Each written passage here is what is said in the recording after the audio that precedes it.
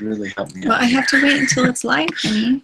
So, okay. Okay, guys, go check out over at G+. I believe it's on the About page. And I will find the link. Dirtpatcheaven. I will find the link, and I will put it on the YouTube, really, here in the description. It, yeah, put it in the description. So. Yes, I will. Okay. Yes. And, okay, we're All still right. going. Okay, So guys. sorry, guys. We're doing our best. So this is the one I want, or this is the one I want? Event page right there. And put it in as the comments right here, and that way I think the chat window can stay open, and they can keep chatting with us. No, not, well, okay. Over on Just YouTube. hold on a second. I'm going to. Okay. Just give me a second. Exciting Just takes a television, isn't it, minute. guys? So, this moment of blurry streaming brought to you by the yellow can of peach flavored fizz stuff. There you go. Okay. All right. So we're pasting the links now, and eventually be back up. Sorry, guys. This is so much fun. Don't you love live? Okay, there's the link. Let's see, A-Wolf. Let's see how many people are looking to actually begin homesteading themselves in the near future. That is a good question. Let's put that up for everybody. It should be back on Okay, G+. so everybody saw the link, right? No, don't kill that. We're leaving the chat window open and pull that one down and out. Okay, just go on for a minute, okay? Okay. So, well, we got 34. Good job, guys. We're sorry. Are you okay? No, Breathe. I'm having just a meltdown. Okay, good job. Everybody's here. Everyone's here. Good. So. All right. Okay, so any questions? Go for it now. We will try to start over. Okay, so I don't know if I should go over all the same information so that it's in the show. I kind of think I will. Okay, so the book. Yes. Here's the book. Intensive Culture of Vegetables on the French System. And it's talking about how to create soil, even if you have very bad soil, how to create soil by using manure and by rotating vegetables very, very quickly, so that as soon as you replant every 6 weeks, or you harvest every 6 weeks, you're constantly replanting. And so that's why I like these books, and it is on our Amazon store. We get a couple pennies if you buy it from us. This is kind of, and that's by P. Aquatius, Aquatias. Okay, we should probably shut this one down, honey, because we have questions on the other one. No, because the chat window can stay on both. I will read both. So if you guys are still on the old event page, I will keep the chat window open, and we'll try and monitor both feeds. It'll be fun. The mini farming book that Brad had, I have read that book, and it's pretty good. For small spaces, a book like that is really good. Once you get into a bigger space, or after you've kind of been doing it for a year, those kind of books, you get beyond them. And so at that point, I kind of get more into the intensive gardening, intensive orcharding specific books rather than the broad mini homestead books. But it is a good book. I did read it when I was first homesteading in a really small space. So we have a video from Grandpa's Farm that I will be putting up soon. It was available only to patrons on our Patreon account, and the conversation itself is with patrons from Patreon, just to show you guys some of the perks that you get when you're part of our patron program. Yes, Patreon. So Carl Brook, thank you for the idea. I have posted the link over. I hope a couple times. I see that the chat guys. I see the chat still going. We have so the link in there a couple times, so you should be able to click it. Right. I'll put it one more time. The problem is right now going back and forth, babe. It's starting to distract me, so I can't stay on topic. Okay, so those of you who were around when we lost my brother, Sorry. A butterfly on my wall showing the book again. And this time the writing will be correct. So vegetables. It was written in 1913, Intensive Culture of Vegetables on the French System. It's a very good book. And we do have the link in the last video description for that to our Amazon store.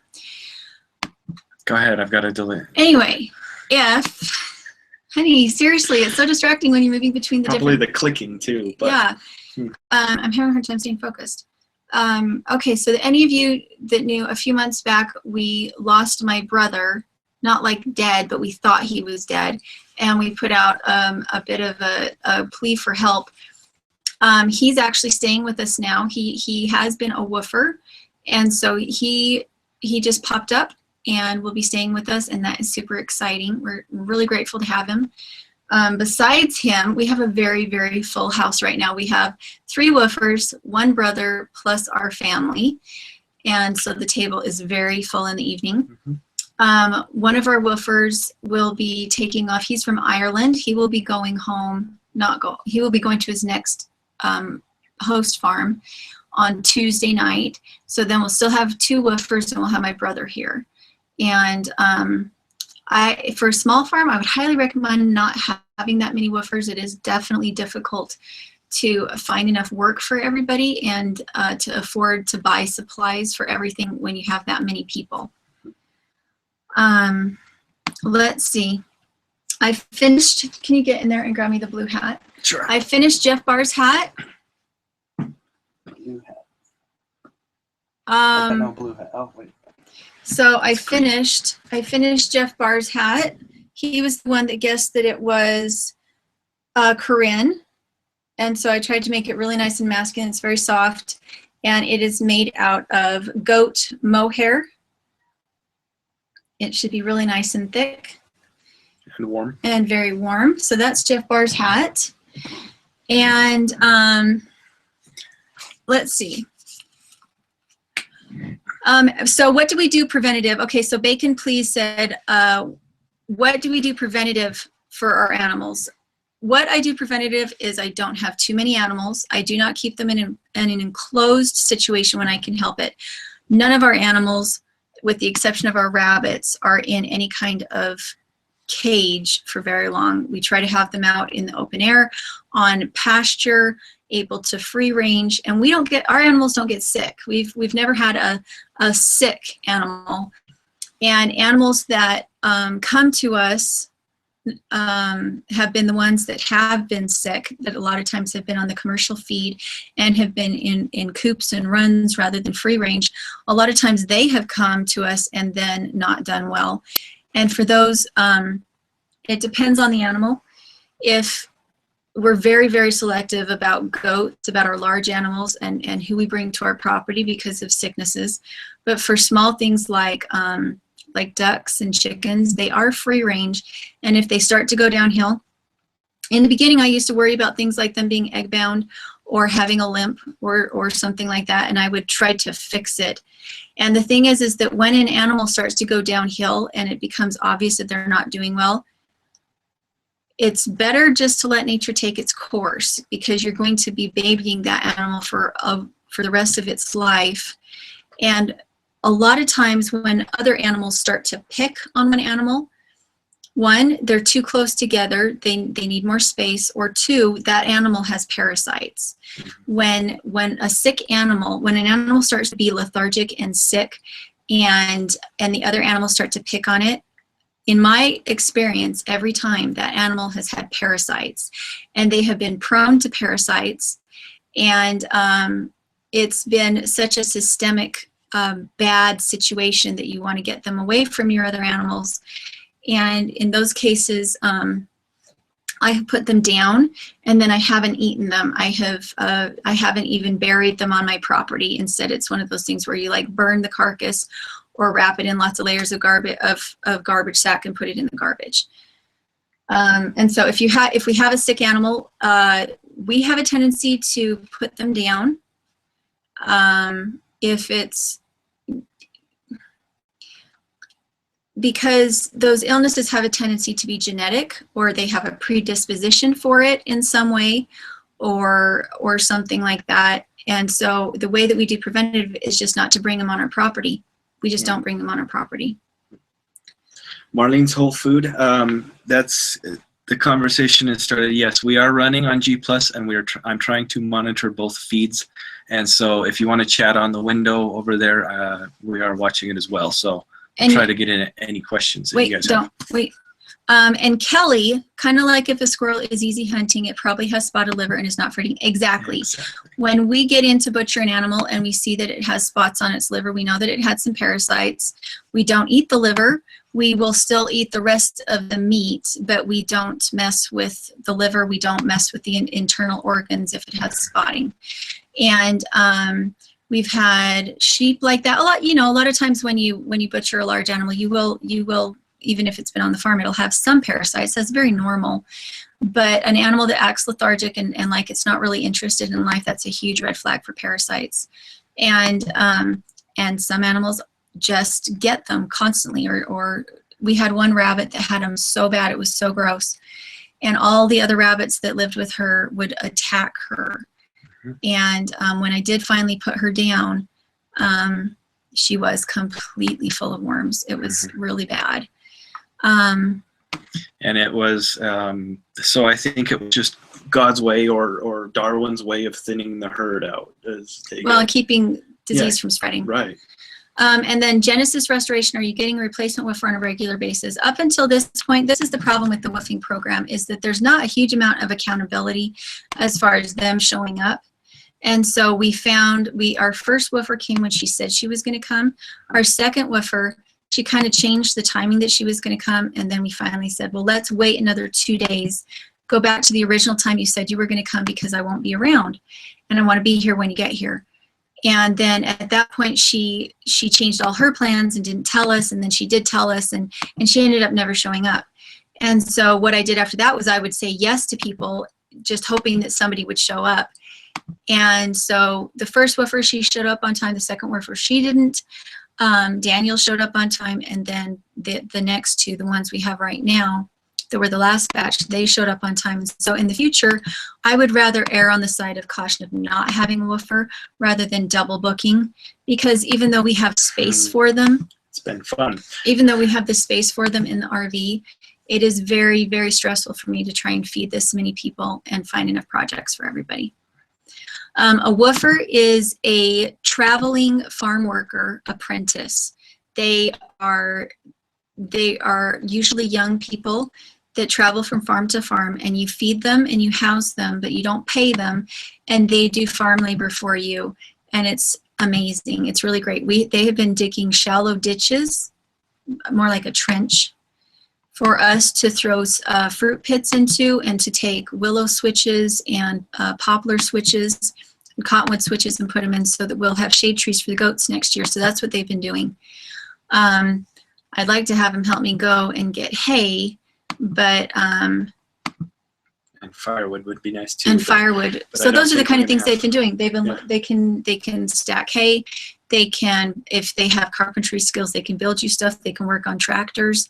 Anything that's going on. It's a 6-hour work day, and so they're getting up at 5 or 6 in the morning so that they're done by noon, and then the rest of the day is theirs. Let's see, wish I could find woofers around here. I'm sure you could. All you have, the way that you do it is you go to the woofer program, and it's www.woofer.com, woofer.com, and you just sign up to be a host farm. And you give your location, and whether or not you're a felon or a sex offender or anything, you give your location, what you do on your farm, and what it is you're looking for as far as help goes. And lots of bean soup and cornbread will feed them well. Kelly, that is a lot of what we're true. doing. If we didn't have food storage and weren't feeding them a lot of the dry goods out of our food storage, this would be very expensive. Very expensive. But back to what, go ahead. where did she go? Kelly? Where she was asking about, no, it was Kitty. I was reading Kitty's comment. Anyway, Kitty, so you can, as long as you have some kind of farming going on, as like intensive gardening, you could have a CSA. You could, we only have 1.5 acres, and I have enough to keep one woofer busy all the time. You just sign up to be a host farm, And then for us, it's really nice because there's only 2 woofers, 2 woofing host farms in our area, like for like a 2-hour radius, actually. Right. We're the only ones. And so anybody who's going through to get to Yellowstone or going down to get to Utah, we're it. And so we kind of have the pick of the litter on who's coming through for anybody that wants to see national parks or wants to see Idaho. So we constantly have people asking if they can come. I don't know if in California or Oregon it would be that easy because there's a lot of farms there for people to pick from. But for us and Driggs, there's us, and then there's one in Driggs. And a lot of times people pick the one in Driggs because it is scenic and beautiful as the Tetons and everything. But they can be full up, and then they opt for us. Okay. Sorry, I got to read 2 feeds here. Any idea how it would work to sign up to be a woofer? You go to the same site, woofer.com, wwoofer.com, and you put through, am I a felon, am I a sex offender, and then you describe yourself, and you put yourself out there, and then you can send out leads to host farms to ask them, these are my qualifications, would you like? Think of it as Match.com for dirt. Yeah, it is. Yeah. It's like Match.com for dirt, and it's so easy. Like I said, my brother has been doing it for the last year, and he's the one who told me, stop being nervous about it. Just go sign up for it. I was worried that there would be all sorts of creepy people and crazy people, and that I would be exposing my family to some real danger. But honestly, we've had amazing people, very exceptionally friendly. They've been hard workers. They're all quite young. I will say that there is some awkwardness if you're a woman farmer and you have a man coming onto your farm to help you work. The propriety of that and the appearance of evil is very awkward. And at least for me, it's very awkward. And so we've decided that on our profile, we're going to change it and only accept female woofers at this point, because it does just feel a little bit wrong to have a grown man around a grown woman alone on a farm when you're married, you know. Thanks, Kitty. Except, no, it's 2 W's. WWOOFER. You found it? Good deal. So. Abel says, well, Mrs. Dirt, aren't we all just a little odd here? Well, that's right. We are. We are a little odd here. What did Kara say? Kara said hi. Okay, so I'm going to move on just a little bit. We found possibly a renter, and that could be really exciting. It would actually be one of our viewers that approached us and said that they would like to rent from us. The problem is that when you start to rent out your home, your taxes go up. You have to find a renting manager, and insurance goes up. And your insurance goes up. And so while they can afford to pay us for the same amount as what we're paying in our mortgage, our costs would actually go up $300 or $400. And so what we pay is about $700 a month for our mortgage, but what we have to charge for our renter would be about $1,100 in order to break even. And that's the thing is, I don't want to rent to just a regular renter. I want to be able to leave my livestock in good hands, people who actually want to take care of the livestock. It would be very difficult to take geese with us in a trailer on the road. Right. And if we sell them, then our breeding stock is gone. Okay. Laura, thanks for checking in. And yeah, check the rerun of this. And thanks. We'll catch you later. Thanks, Laura. Let's see. Is it woof.net? It shouldn't be woof, it's woofer. Yeah, no, it's woof. Woof.net and woofusa.org. Are you sure? Yes. We Tree Bonsai has got it. Oh, you are amazing, Bonsai. What you do, it's horrible. Okay, so Deep South, you have to go through several loops in order to find the spot where they actually allow you to set it up. And if I remember correctly, I had to submit that I wanted to be a farm, and then they emailed me with the information, with the link that allowed me to then go set it up. So I had to email them. Maybe I should go find it really quick, and so I can show you how it works. gonna say, don't leave me here with just try to carry the whole thing. It's not gonna work. So, why does it keep doing that? Take the con.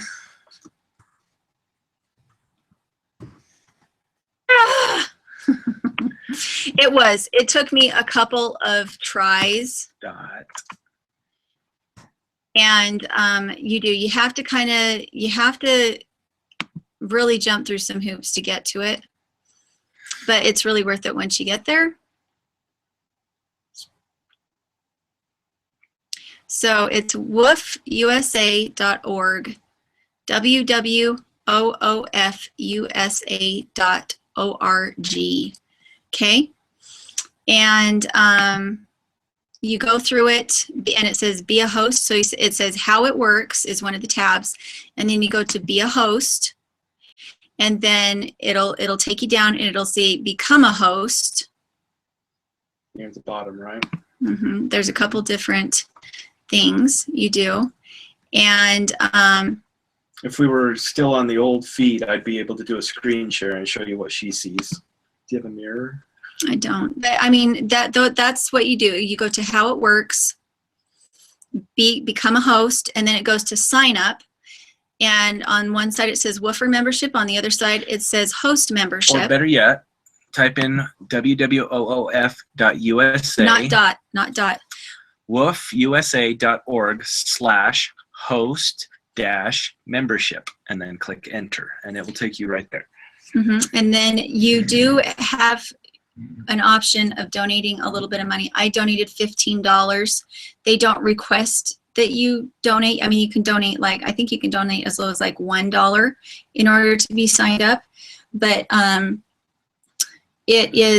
so that's how it works. woofusa.org, and then you go to how it works, become a host, and then sign up.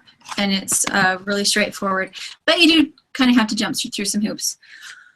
I would say that if you're going to have woofers, make sure that you have food storage. Make sure that you have food coming in from your farm, because if you don't, they're going to eat you out of house and home. Mm-hmm. We have just been buying fruit for them to have out in their RV between meals.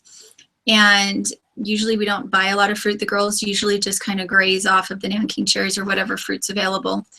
And so our grocery bill has definitely gone up, which is again why we would like to just have one woofer at a time. Definitely. So, yeah. Flying versus farm found it. That's good. I'm gonna leave that up there for a second. Good deal. So. Okay, so I will move on. So new projects, I'm working on socks for a friend here on YouTube. That is my next big project. Socks take a long time to spin because you need it to be fine, but you need it to be tough, and so you want multiple strands, it's a multiple ply yarn, so that if one breaks, the whole sock doesn't become a hole. Instead, just one little ply broke, and there's multiple plies there to hold it together. And he wanted them for hunting, which I thought was super fun, but they are expensive because socks take a lot of shaping. And I had to buy the wool because I needed it to be a specific wool. So but I really love to have these kind of different projects to work on. So that's what I'm working on right now. And let's see, Corinne's yarn is finished. So that's ready to put into her hat. The reason I'm so nervous about it is because she wants a lot of shaping, a lot of design in it. I like to do hats like this. This one is for Helios. I like to do hats like this because it has a lot of color in it, and so you don't notice that it's very simple. But Corinne likes things to be very complicated and very chic. She's probably watching. She likes things to be very detailed, but the color to be very simple, which is exact opposite of what I usually do.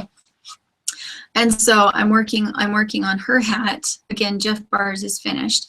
And then as far as the kids' school goes, I think they would enjoy school. And the further we get into the summer, if there was some way for me to be able to take them out to do fun things and take them to parks more and take them to homeschool co-ops and stuff like that more. I think I'd feel differently and not care so much about having them maybe in school this year, but I can't, and that kind of leads into other problems. We're having a hard time. I'm tied down to the farm. Trying to stick with the homeschooling.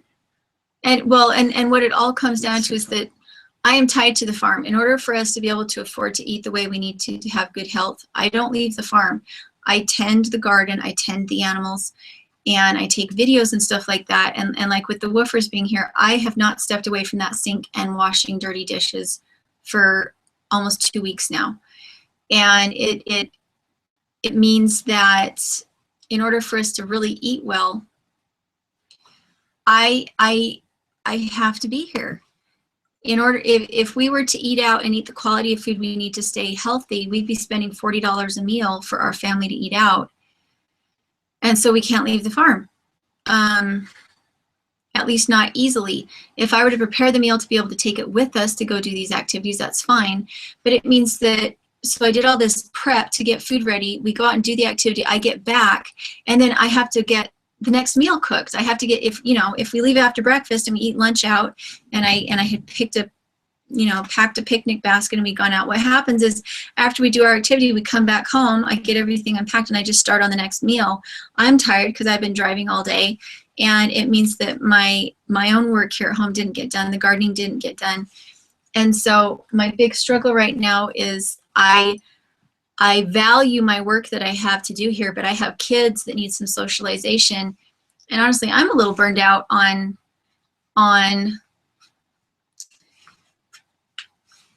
I don't know. It's not that I'm burned out on being home and cooking. It's the fight of trying to figure out how to take care of my kids' emotional needs and keep everybody fed the way we need to. Exactly, flying versus farm, or flying vs farm. I would pack their lunches. I couldn't let them have wheat because it would make them so sick. And the cafeteria wouldn't listen to any of our requests. So. Well, they couldn't. It would have wheat in it. And so the thing is I don't know.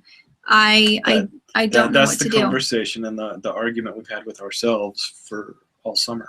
How are we going to do this coming the fall? Like with the bushcrafting video I did. The reason I did the bushcrafting video where I was talking about how the most important tool a bushcrafter could have is a good wife is because by having someone in the kitchen cleaning and cooking and taking care of the garden and everything like that, it's what makes life affordable. It's what makes life affordable. It's what makes life safe because your body is strong because you've been fed and nourished. And the reason I made that video talking about the importance of traditional skills is because we went to the store today to get some things, and I looked at the prices on healthy food, $8 for a loaf of bread or $8 for a bag of flour that was healthy. The almond butter. Or the almond butter was $8 to $10. And I looked around at this, I'm like, this is why I never leave the kitchen, is because by me making it from scratch, we eat better than what we could get anything from the grocery store. But I have more things that I would like to do besides wash dishes and cook. And I value those skills so highly.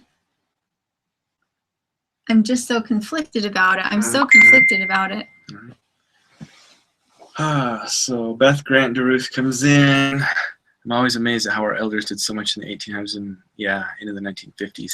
And that's the thing is, if I saw other women doing what I'm doing here in my community, instead of having Schwann's deliver prepackaged meals, if I had a local community, so I didn't see all these other women who are constantly in their cars driving back and forth eating greasy food and never walking because they're always being the taxi soccer mom. I see it in my community here, like Deep South Homestead and the other people here that I love. I see moms and dads that are feeding good, healthy food to their kids and spending that quality time. They're in the garden, they're out butchering animals, you're doing it. But I don't have it here. And so the climate in our area is that kids should be out doing stuff all the time, and moms should be facilitating that by buying freezer meals. Right. And because even especially my homeschool moms don't cook like I cook. They don't know how to cook from scratch. They just don't know how to do it. Yeah. And because they don't know how to do it, they don't do it.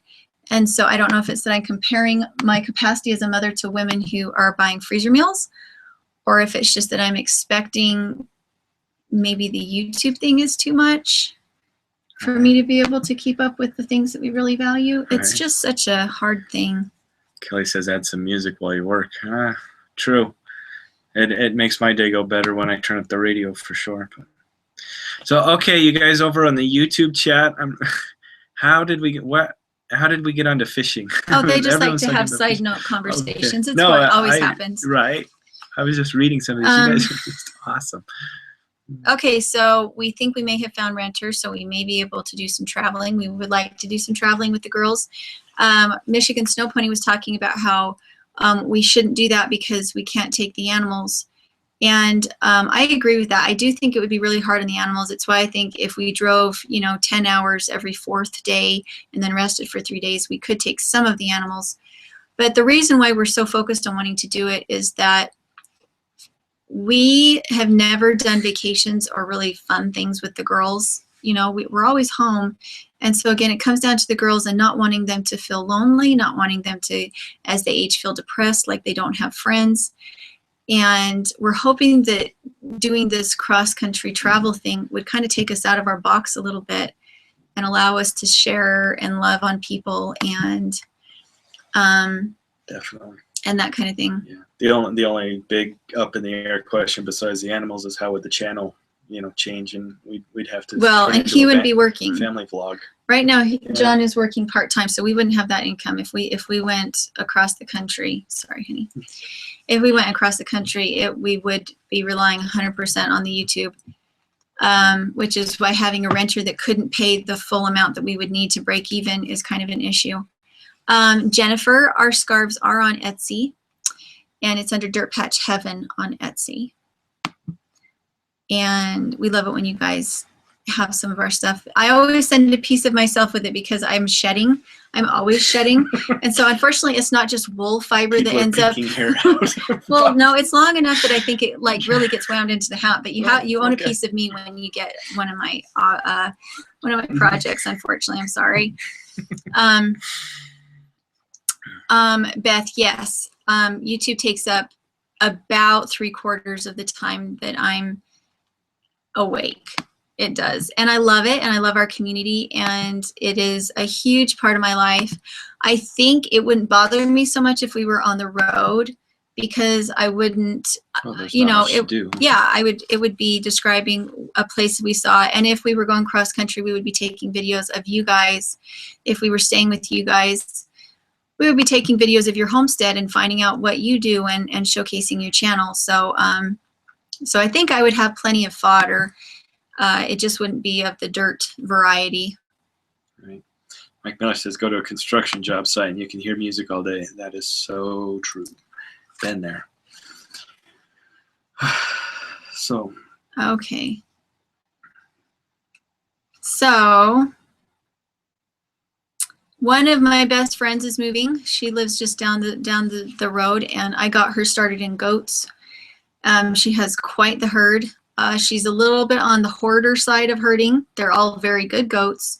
But she's like me, and more is better. More is always better. And she has a lot of goats right now, and they're moving to Utah. And she has a couple goats that I have my eye on. But here's the thing. Right now, it feels like we can't really decide if we're staying or if we're leaving. Are we going to farm? Are we going to homestead? Or are we going to go play for a little while? And so if I'm looking around for better stock, does that mean, well, I'd really rather just stay home and do the homesteading? Because I shouldn't be adding more livestock in, even if it is really good livestock. I shouldn't be adding more in if I'm actually wanting to go travel. And so we look around, we're like, everything looks great. Watering will be done the end of September, so we wouldn't have to worry about a renter needing to water things. They would just need to take care of some of the livestock. And so we prayed about it? Yeah, we've done a lot of praying about it. We're really just trying to figure it out. I'm not sure that I have the answer to. Right. Because I would, for the rest of my life, I want to be homesteading. I want to be doing this kind of thing. But I have this small window of time to take care of my kids and have them build friendships with others and friendships with us and feel like they got that chance to travel a little bit and do fun things. So I think the reason I feel so strongly about traveling right now is I want to take my kids out of our farm and go do something fun. Yeah. How much of your time is spent growing or getting food? Are some items better to buy because they take too much time? Definitely. When you're first starting, definitely just buy everything that you need in bulk, and then learn to garden as much of it as you can, depending on the space you have. Things that are difficult to grow would be anything that's out of season for your area, like fruit trees that are not going to survive in your area. Here, it's a stupid idea to plant peach trees, and yet we did it. Right. And it does have a peach. Almost 2. It's not so much about things that are not worth growing as how much space do you have and how much time do you really want to spend taking care of them. If you're a no-nonsense kind of person and you want things to be really simple, user-friendly, leave it, plant it, walk away, then wild fruit bushes and trees are a great way to start because they're cheap. You get fruit from them, but it's not something you're generally going to be canning a lot with. If you're somebody who likes to worry about details, then you can get into other things like rose bushes and grafted fruit trees and stuff like that, just depending on your area.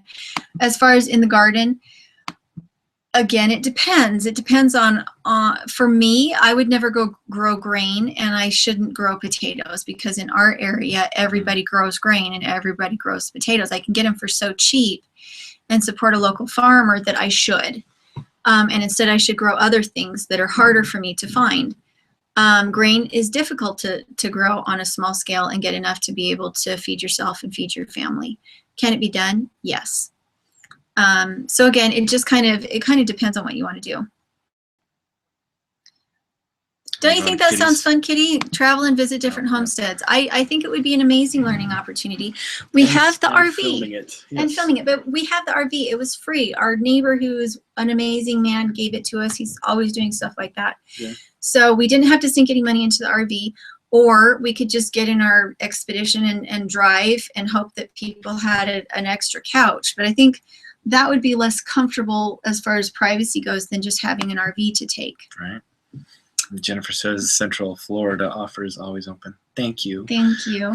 And we do want to go down to Florida. Yes. We've got Just So Trish down there, and we need to go to Alabama. We need to go to Ohio. Hit the Ozarks. We've just got so many people. You guys are all over the place. But you're awesome, and we're so glad to have it because we've seen these same mountains for 30 odd years now. And Flying Versus, is it Versus or VS? Flying VS Farm. It's Rebecca, right? It's too bad you couldn't find renters that were serious homesteaders. See, the people who want to stay here watch us. They're fans, and they are homesteaders. So they're already doing the homesteading thing. They just don't have the money to make up the difference between what our mortgage is and what we'd have to charge in order to be able to rent to somebody. That's the difference. It's almost double. So they can afford to pay $700, but we have to charge $1,100. One thing that we were thinking was that if the husband has carpentry skills, and we were thinking, well, maybe we could do a trade, is that they could pay what they could afford for the rent, and then we'd make up the difference somehow. I don't know how we'd do it, because and then that he would build our little cabin in the back that we would live in when we came back. But the thing is, we'd have to buy building supplies too. So it all. Oh, yeah. Thank you. Yep, Nevada. Nevada. We hadn't thought of going yes, we south. Believe me, we have. Las Vegas, by chance? Flying Versus Farm. Where are you at? Oh, that sounds Southern so hot. or northern? Well, yeah, right now. We'd have to make go down to January. Florida and then come back up in April. Right, that would be awesome. So Deep South says we're welcome there. Thank you guys. You guys are amazing. But and it's something we're brainstorming, and we might go through on this. We have a bunch of ideas that give various stages of completion. Kelly said that you grow a grapevine besides nut trees. That's interesting. We're going to be trying to put in black walnuts. If any of you have black walnuts, I need some black walnuts. The trenches that the woofers just dug, I'm going to be putting pits, all the fruit, all the berries, everything that the girls are eating right now. I'm having them spit it into a bucket, and we are going out and putting them in the trench so that they can sprout and come up on their own, so that we're not having to buy fruit trees. Right. Carson City, he says. Flying versus farm. Sorry. Rebecca. Sorry. Oh, sorry, Rebecca. Do you have our email address? dirtpatcheaven@gmail.com. Send us an email and It's the wrong time of year. Right. Do you have to go? We have to loop. We have to First. plan. We have to scheme. We have to look and get ideas, and it's going to take months. And to New get through this. Jersey, that would be interesting. That far Okay. east. I've never been that far east. That would be fun. Yeah. Thank you, Kitty. Okay, let's see what's going on over on. Okay, they're folding clothes apparently over on the YouTube chat. We've got Fishing. 8 minutes. Yes. So, should we play What Would You Do With This? Huh? Just kidding. Brad's game. Uh-uh. Oh, No. fine. I thought it was funny. So that's really the question that we're dealing with right now is, are we homesteaders right now, or do we want to go be world traveling videographers Hipsters. for a little while? And okay, so I honestly, I have to say this. There's been times when we've been fighting or something where I was like, I could just, you know when you have those fights when you're like, why am I doing this? Why am I with this person? This is all too much work. You've thought that about me? I never thought we fought. Anyway, those moments when I was just like, I want to drive away, I want to sleep at my mom's, I want to just drive away and keep driving, you know, those fights where you're just crying really hard. And the reason I never did was because I needed to milk the goats in the morning. And so I think I seriously have Asperger's, because for me, farming is the only thing I really eat, sleep, drink, think about besides my family. And so for me, getting rid of my goats, like selling, if I could tomorrow, I could just sell my goats and I could have so much less work to do and everything. Am I me without my goats? I mean, that's really my question. You know, all those times when you have those fights, and the reason you don't leave and just drive forever and just cry and feel sorry for yourself is that, well, I've got goats to milk in the morning. I really can't drive that far. You know, whose brain works that way? So yeah, and I think we're going to ask the people that wanted to rent from us. I think we're going to ask them to come and stay for a week while we go up and visit Paul Wheaton up in Montana, and see how that goes as a trial run. Yes. Details we're going to have to figure out. So, will the land still be there once you get the travel out of your system? If we do renters, it would be, especially if we were back by the end of April. At the beginning of September, the water's out of the canal, so we can't water our trees anymore anyway. And then the water's back in the canal in the first week of May. And so we could be gone from September to May without worrying about anything at all, if we had a renter that was a homesteader. let's see. Anything over on the other chat? This has been fun, guys. By the way, I get to watch like 2 things, and it's awesome for people who like to push buttons. I'm sorry for all the clicking. Let's see. Wait. Go back down. Beth was talking. Black walnuts grow like weeds here. Did someone say Carson City? We're southwest of you in Angels Camp, California. See, and you can get black walnuts here. The trees do grow here, but they're not very common. I would have to go into Idaho Falls and like hunt for somebody's front yard and ask them if I can have them. And again, I have done that before, but I never leave home. I'm like, Ooh. 50 years of September and never wanted to be away from my husband. Well, I think that is really fantastic. Right? I've never wanted to be away from Whatever. Let's see. Just maybe different. Yes. Yeah, travel in the winter would be a nightmare. We would try to be across the central states before winter hit. We would be traveling like here. we don't get like snow until December. We don't get real snow until Christmas. And then it's from December through till the beginning of March that we have our heavy snows. And so we would try to be across the central states before it hit December and try to be to Florida. Or Arizona. Or Arizona by that time. So yeah, that's kind of what we're thinking. Well, guys, got 4 minutes. Somebody throw in another question real quick. We've kind of now that you're unloaded. disenchanted about my love we've of goats. unloaded of right. Your love of me. I do love she you. wants to be away from me. That's no, you just have those horrible. moments when you have those Tragic. fights and you're just emotional. Usually it's when I haven't been eating.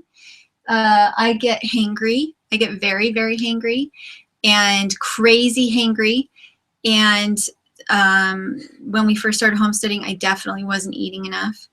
And so when we'd have our little spats, it wouldn't be a normal spat. It would be something where I was a little bit out of control as far as like my brain couldn't focus on the fact that whatever were fighting about was really just about the fact that I was hungry. How did your garden just survive the cold? It's doing fine. We have the other geodesic greenhouse. The woofers are going to be putting it up tomorrow. And that will be nice. And our greenhouse is quite full of lush greenery and tropical plants. Lots of tomatoes coming on right now. We have some squash. Thank you, old ways. I feel like such a horrible person, but it says 37 years on in October, and I understand. Well, and we've been married 10, almost 11 years now. 11 years. Yeah. And honestly, John being hurt and having to be home, we had to kind of work through a lot of the things that we weren't really addressing earlier because we were around each other for 5 months constantly, and we had to learn how to communicate better. So it's been a lot better since John got hurt because we had to just sit down and actually get through the argument to the other side of it, where previously we'd get to the argument and we'd hit and then we'd fall away and be mad for a few days. Yeah, because gotta go to work, you know. Yeah, so. Yes, our black walnuts we're going to put on a space where nothing else will grow, and it's just going to be for the sake of shade. And I have one specific spot where I'm going to put them just for the sake of diversity and shade on the property. Let's see, Grandpa's homestead traveling would be very educational. Yes, and that's exactly what we were looking at doing, is if people are watching us but didn't have a channel or didn't have a very big channel, or we didn't even know about their channel, then we could at least spotlight them. Yeah, but it always comes down to the animals. It always comes down to the animals. It always comes down to the animals. We have great animals. We don't want to have to replace them. Right. And so in order to travel, to get here. we would have to have somebody that was willing to come and house sit for like a week at a time, a couple weeks at a time. And unless you're a retired couple that doesn't have any other responsibilities, or maybe a college student, that you could trust not to destroy your house, you know, it gets kind of iffy at that point. Okay, so everybody needs to go over to see Tommy at Off Grid Nation and go check out everybody else. And thanks for the visit today. Oh, it's really warm down here. Right. Well, probably all that we've unloaded. Yeah. So thanks, guys, for watching. Next week, we'll find some happy news and fluff. So, what?